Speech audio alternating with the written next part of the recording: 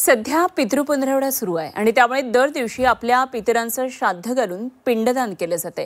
पण गेल्या काही दिवसांमध्ये राज्यात मोठा पाऊस झाला आणि याचा नातेवाईकांना फटका बसला। अनेक ठिकाणी नद्या नाले आता तुडुंब भरलेले आहेत आणि काही ठिकाणी पूरस्थिती सुद्धा निर्माण झाली आहे। त्यामुळे कावळे काही दिसेनासे झालेत। त्यामुळे पिंडाला कावळा शिवण्यासाठी नातेवाईकांना तासनतास थांबावं लागतंय।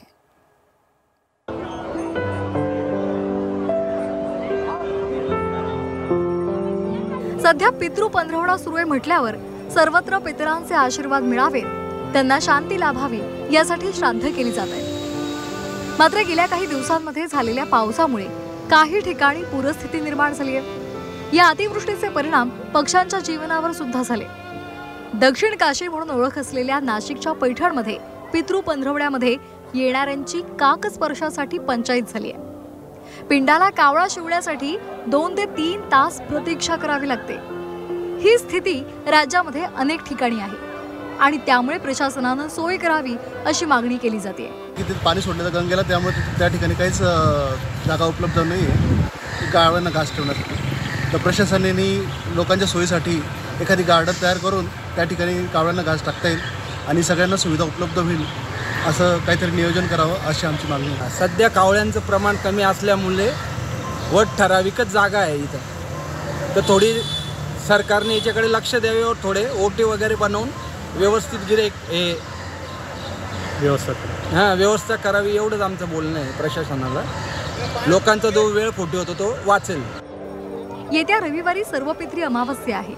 पावसाच्या इशाऱ्यामुळे श्राद्धावर पाणी सोडण्याची वेळ अनेकांवर येण्याची चिन्ह आहेत। यंदाच्या मुसळधार पावसाचा परिणाम पक्ष्यांवर झालाय। 32 मंडळांमध्ये ढगफुटी सदृश पाऊस झालेला आहे। मुसळधार पावसाच्या माऱ्यामुळे पक्ष्यांची घरटी मोडून पडली आहे। परिणामी पक्ष्यांची संख्या रोडावली आहे। स्थानिक पक्षी तसंच कावळे तात्पुरते स्थलांतरित झाले।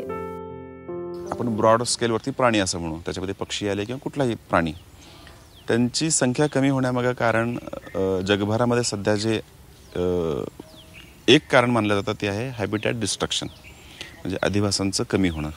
आणि अधिवास कमी का होत आहेत तर लँड एन्क्रोचमेंट आपली वाढलेली आहे आपल्या माणसांच्या गरजा भागवण्यासाठी। पण खाद्य मिळवण्यासाठी ठराविक अंतर पार करतात जे कावळे करतात। बऱ्याचदा तुम्ही बघाल संध्याकाळच्या वेळेस किंवा सकाळच्या वेळेस कावळ्यांचे थवे तुम्हाला शहरातून बाहेर जाताना संध्याकाळी दिसतील आणि जे त्यांच्या रेसिडेन्शियल जिथं ते रुस्टिंग प्लेस म्हणतो, जिथं ते मुक्काम करतात, अशा ठिकाणी ते जातात। त्र्यंबकेश्वरमध्ये पितृपक्षानिमित्तानं होणाऱ्या धार्मिक कार्यावर परिणाम झालेला आहे। सर्व पितरीला मोठ्या प्रमाणात श्राद्ध आणि पिंडदान होणार आहे। त्यावेळी पावसाचा अंदाजही वर्तवण्यात आलाय, त्यामुळे किमान त्या दिवशी पाऊस येऊ नये अशी प्रार्थना केली जाते। ब्युरो रिपोर्ट, झी 24 तास, नाशिक।